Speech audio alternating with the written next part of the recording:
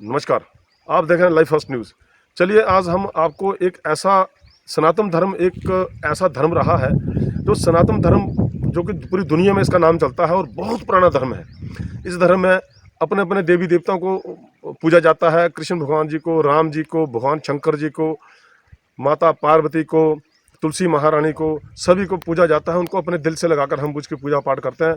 लगभग सब हिंदू ऐसा ही करते हैं। हम भी हिंदू हैं और हम भी ऐसा ही करते हैं।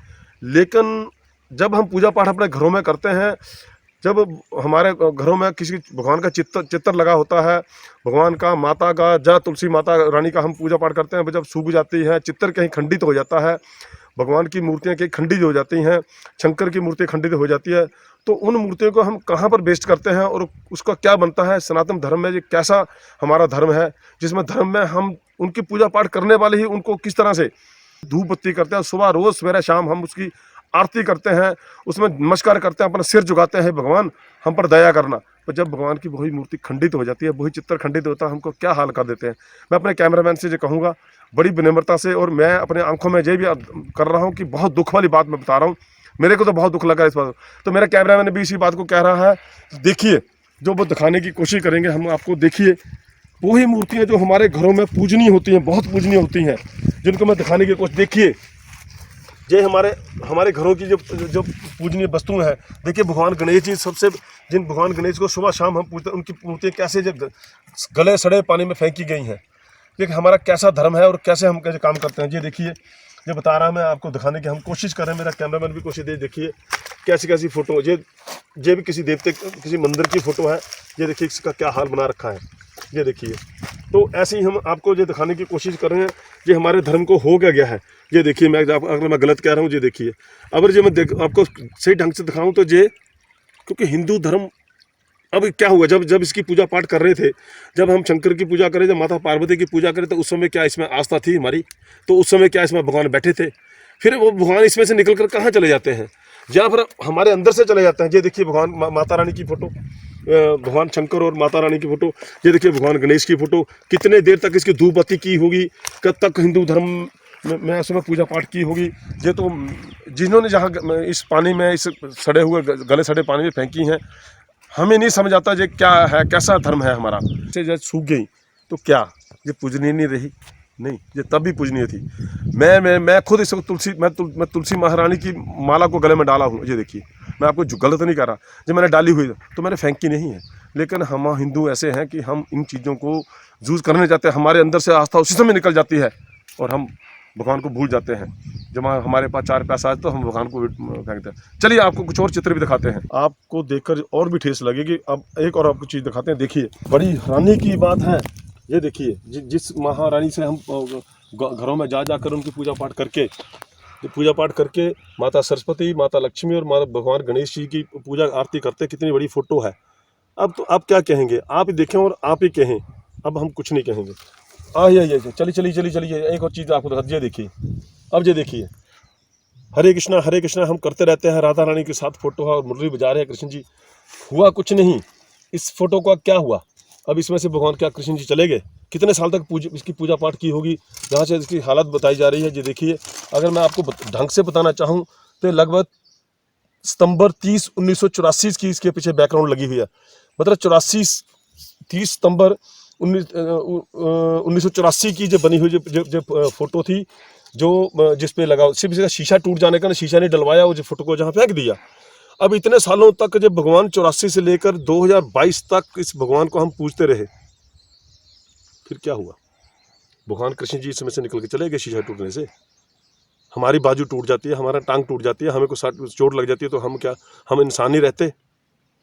मैं अपने हिंदुओं से यही कहूँगा, ऐसा किया है, मैं इसके आगे कुछ नहीं कहूँगा। आप ही देखें और आप ही कहें। इस सड़ी हुई खड्ड में, जहाँ बहुत बुरा हाल है, जहाँ पर कोई पानी नहीं बगता, कुछ नहीं, जहाँ सड़े पड़े लोग, यहाँ पर माता रानी, तो अभी नराते, कल से नराते शुरू हो जाएंगे महारानी के।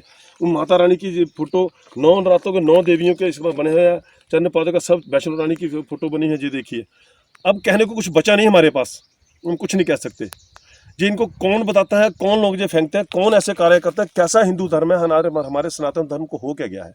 जो तुलसी की माला पड़ी हुई है, उसके अंदर एक पॉलीथिन, उसके अंदर क्या उस पर राम राम या कृष्ण कृष्ण करके, या जिस गुरु का भी नाम ले लेके हमने माला जपी है, उस माला को अब उसमें से जब उस पर जपा तो उस माला के अंदर भी भगवान का नाम स्मरण हो जाता है, लेकिन उस माला को जब पानी में फेंका, ये देखिए जो आपको दिखा रहे हैं, ये ध्यान से देखिए इस माला को, ये देखिए माला, वही माला थी जो एक और माला बताता हूँ जो भगवान के गले में थी, जो यहाँ पड़ी हुई है। जब से गले सड़ने से आस्था को तो ठेस लगती है, हमारे मन को तो बहुत ठेस लगी है, बाकी अपनी आप जाने। हमारे साथ हैं शिव कुमार जी पंडित जी और साथ हैं संदीप कुमार जी, जो कि वो भी शास्त्री हैं। आइए जानने की कोशिश करते हैं थोड़ा सा हमारे शास्त्र के बारे में, कि इन जो से समस्या आ रही है, जो लोग फोटो छोटे छोटे नदियों में, जो छोटे छोटे खड्डों में, जो जैसे तालाब में फेंक देते हैं, इसके बारे में क्या कारण है?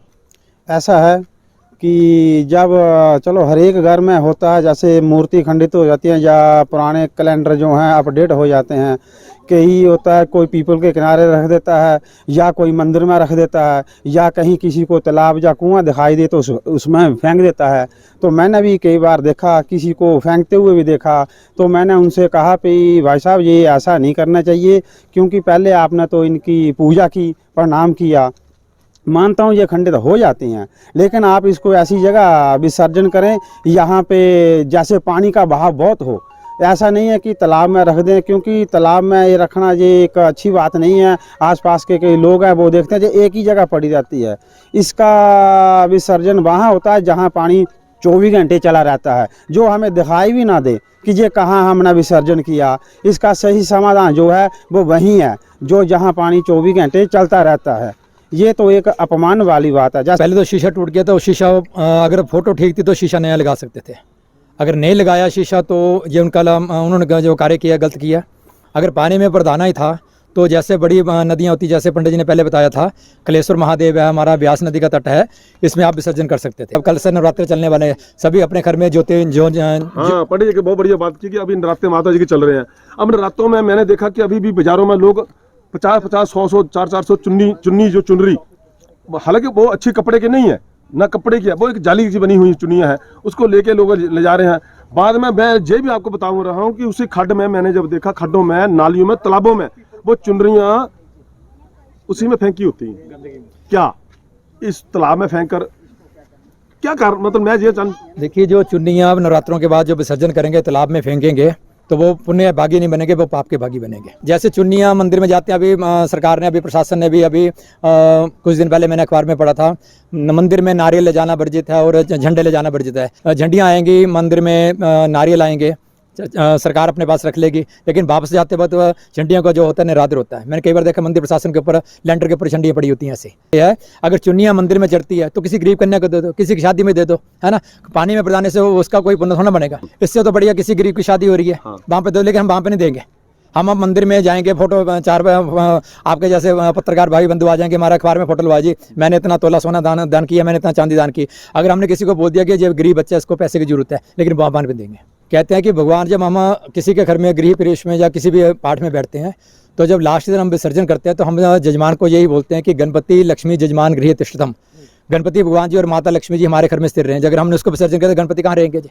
फिर बोलते हमारे घर में लक्ष्मी नहीं स्थिर हो रही है। जब हमने उसको साथ ही पानी में विसर्जन कर दिया तो लक्ष्मी कहाँ से टिकेगी? आपने बहुत बढ़िया बात की।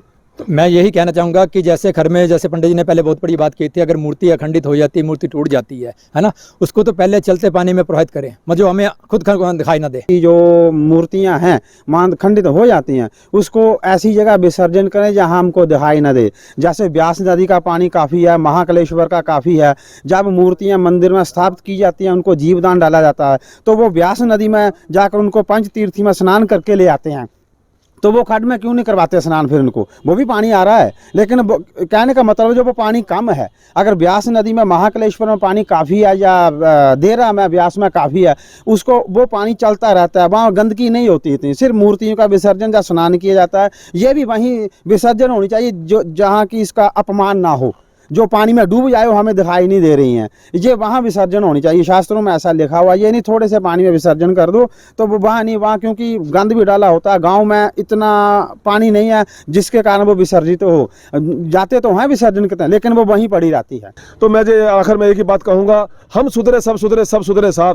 सुधरना किसी ने है नहीं, पर कोशिश हम अपने आप को कर सकते हैं, किसी को नहीं कहेंगे। अब सुधरना तो है ही नहीं। हिंदू का ऐसे चलता रहेगा, ऐसे भगवानों को फेंकते रहेंगे, तोड़ते रहेंगे, करते रहेंगे, नाम जपते रहो, माला फेंकते रहो।